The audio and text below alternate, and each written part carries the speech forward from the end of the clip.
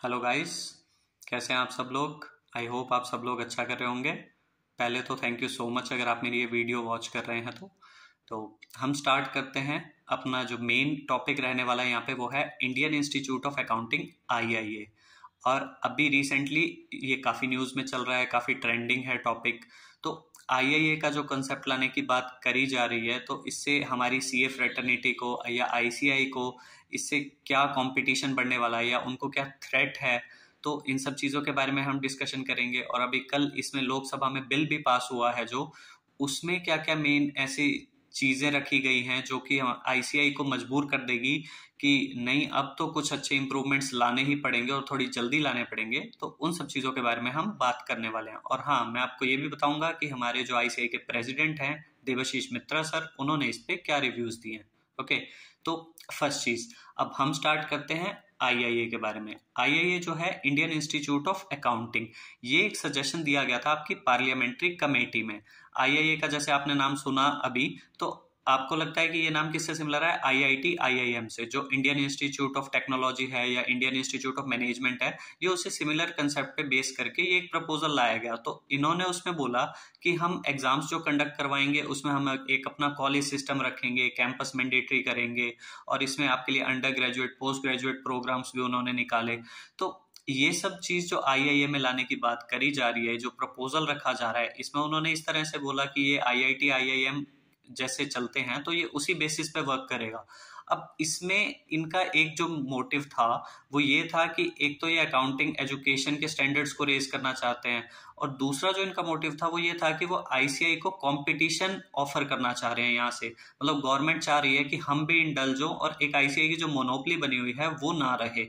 तो अभी कंपटीशन कैसे आ रहा है? सबसे जो मेजर थ्रेट आया वो ये आया IIA के थ्रू, जो बताया गया कि इसमें था कि आपकी जो साइनिंग अथॉरिटी है, जैसे हम CA बन जाते हैं तो हम उसके बाद जो साइनिंग करते हैं ऑडिट्स वगैरह या जहां पे भी हमारे साइन का यूज होता है, तो उस चीज के बारे में ये बताया गया कि जो ये साइनिंग अथॉरिटी है वो IIA के थ्रू भी अगर आप ये सब सब्जेक्ट्स पढ़ के अगर आप वहां से आप ये डिग्री अपनी हासिल कर लेंगे तो वहां से भी आपको सेम साइनिंग अथॉरिटी मिलेगी जो हमें CA बनने के बाद मिलती है ICI के थ्रू। तो ये सबसे मेजर थ्रेट समझ में आ रहा है। और इसमें दूसरी चीज क्या है कि ये थ्रेट सबसे ज्यादा है CAs इन प्रैक्टिस के लिए, क्योंकि उनकी जो साइनिंग अथॉरिटी है उस पर ऐसा लग रहा है कि एक और कंपटीशन आने वाला है कि एक और बॉडी भी साथ में इंडल्ज होने वाली है ICI के साथ, IIA नाम की, जिसमें कि सेम ही आपको साइनिंग अथॉरिटी मिलने वाली है। एक बहुत ज्यादा ही कंपटीशन इसमें लग रहा है। तो अब ये जो सारी चीजें थी, अब इन सबको देखते हुए, और हाँ एक चीज और इसमें एक पॉइंट आया कि इनडायरेक्टली इसमें इंटरनेशनल आउटलुक को ध्यान में रखते हुए CPA को भी इंट्रोड्यूस करने की बात करी जा रही है IIA में। अब हुआ क्या, इन सब चीजों को, कंपटीशन को और ये सब चीजें देख के जो भी रिसेंटली न्यूज चल रहा था, इन सब से रिलेटेड फिर जो ICI प्रेसिडेंट है हमारे देवाशीष मित्रा सर, उन्होंने आकर अपना रिव्यू ये दिया कि वो एश्योर कर रहे हैं कि इंस्टीट्यूट की जो प्रेस्टीज है आपकी, तो उसको बिल्कुल भी हार्म नहीं होने देंगे। और सेकंड थिंग, अभी जैसे पार्लियामेंट में भी डिबेट हुआ इस चीज के रिलेटेड, उससे रिलेटेड तो मैं बात नहीं करूंगा कि पार्लियामेंट में क्या डिबेट हुआ क्या नहीं, वो कोई प्रोडक्टिव चीज नहीं है, मेरे को इस वीडियो में बताने के लिए बिल्कुल भी कोई यूजफुल नहीं लगता। लेकिन हाँ, एक चीज मैं आपको बताऊंगा, जो मेन उसके बाद टॉपिक है अराइज होता है वो है आपका कि जो कल लोकसभा में अमेंडमेंट बिल पास हुआ है, जो CA CWA और आपके CS कंपनी सेक्रेटरी से रिलेटेड, तो उस अमेंडमेंट बिल में ऐसे क्या क्या पॉइंट्स आए हैं जो इनडायरेक्टली ICI हो गया या जो आपके दो बाकी इंस्टीट्यूट हैं CS और CWA, तो इन इंस्टीट्यूट को वो कैसे मजबूर कर रहा है आपका ये अमेंडमेंट बिल कि वहां पे गवर्नमेंट इनडायरेक्टली अब इंटरफेयर करना चाह रही है, वो इस तरह की चीजें लेकर आ रही है। तो इस बिल में क्या क्या जो पॉइंट्स पास हुए हैं उनका मैं आपको एक क्रक्स बता देता हूँ। हाँ जी गाइस, तो अब मैं आपको बताने जा रहा हूँ कि जो लोकसभा में बिल पास हुआ है CA CWA CS amendment bill 2021, इसमें सबसे एक इम्पॉर्टेंट चीज क्या लिखी गई है, एक लाइन लिखी गई है कि government has not accepted the recommendation of setting up an IIA akin to IITs and IIMs। तो इसमें डायरेक्टली आपको पता चल रहा है कि इसमें क्लियरली कहा गया है बहुत अच्छे से कि गवर्नमेंट ने ये रिकमेंडेशन जो IIA की है वो एक्सेप्ट नहीं करी है। तो अभी ये टॉपिक बिल्कुल ही इररेलेवेंट हो गया है जो कल ये नोटिफिकेशन आई है उसके बाद।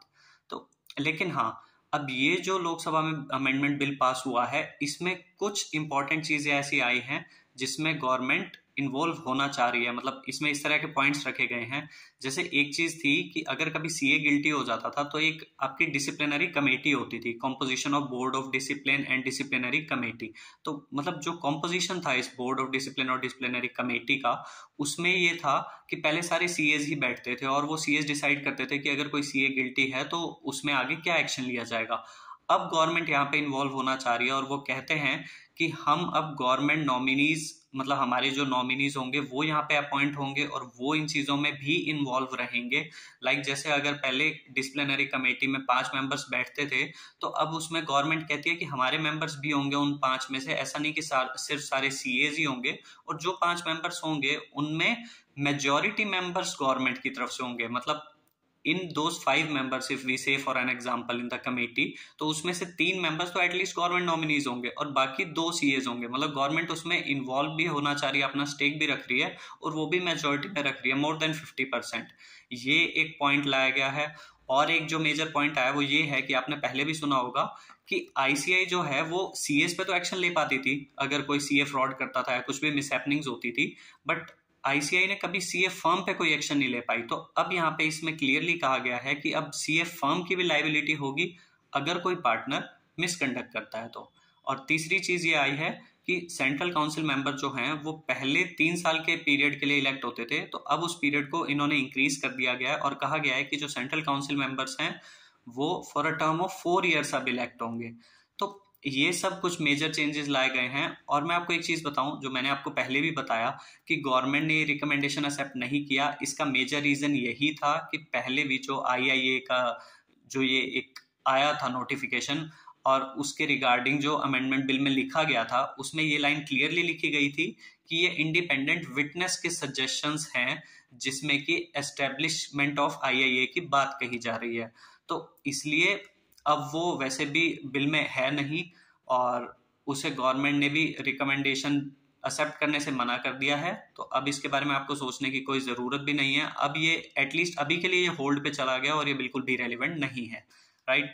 अब मैं आपको एक चीज़ बता दूं कि अब इसका हमारी स्टडीज पे तो कोई इम्पैक्ट नहीं आएगा, सिंपल सी बात है, और ना ही अभी इन फ्यूचर कोई ऐसा इम्पैक्ट देखने को मिलेगा। और जैसा कि प्रोफेशन के लिए कह रहे थे कि कंपटीशन बढ़ जाएगा आईआईए के आने से, तो एटलीस्ट अभी के लिए वो बिल्कुल होल्ड पे चला गया है। बाकी जब आएगा तब की तब देखी जाएगी। अभी के लिए रिसेंटली यही न्यूज़ है। तो मुझे ऐसा लगता है पर्सनली, और मैं आपको ये चीज़ बता दूं कि आईसीआई जो है वो अब इन चीज़ों पे बहुत वर्क करना स्टार्ट करेगी और काफ़ी प्रोएक्टिवली वो वर्क करना स्टार्ट करेंगे और काफ़ी इम्प्रूवमेंट भी आपको देखने को मिलेंगी। जिस तरह से गवर्नमेंट अब इन सब चीज़ों में इन्वॉल्व होना चाह रही है, तो इससे आईसीआई को कुछ तो थ्रेट है। तो इस वजह से उन्हें अपने प्रोफेशन में और भी ज़्यादा इम्प्रूवमेंट्स लाने की ज़रूरत है। और अब आप देखिएगा कि बहुत जल्दी ही इन सब चीज़ों में आपको काफ़ी इम्प्रूवमेंट देखने को मिलेंगे। तो बस यही था इस वीडियो के लिए। अगर आपको वीडियो अच्छी लगी हो, इन्फॉर्मेटिव लगी हो, तो प्लीज़ मेरे चैनल को लाइक, शेयर और सब्सक्राइब ज़रूर करें। Thank you so much.